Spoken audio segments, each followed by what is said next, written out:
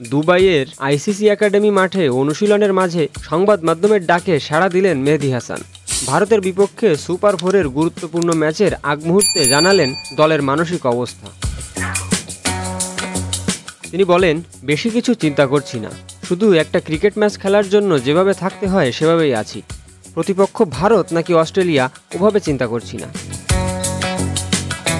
ভারতের বিপক্ষে অতীত রেকর্ড বাংলাদেশের পক্ষে না হলেও মেহেদীর কণ্ঠে নেই কোনো চাপের সুর, বরং প্রতিটি ম্যাচকেই তারা নিচ্ছেন সমান গুরুত্বে। এসব হাইপ তো আপনারা তৈরি করেছেন কিংবা দর্শকদের মধ্যে আছে। আমরা সব আন্তর্জাতিক ম্যাচ যেভাবে খেলি এভাবেই খেলতে চাই। শ্রীলঙ্কার বিপক্ষে 2 উইকেট পাওয়া মেহেদী বললেন, উন্নতির জায়গা সবসময় থাকে, পারফরমেন্স করতে পারলে তা দলের জন্য ইতিবাচক। ভালোর তো শেষ নেই, মনে হলো আরও ভালো করলে আরও ভালো হতো। ভারতের মতো শক্তিশালী দলের বিপক্ষে মাঠে নামার আগে মেহেদী হাসান এবং বাংলাদেশ দলের এই মনোভাবই হতে পারে আত্মবিশ্বাসের বড় উৎস।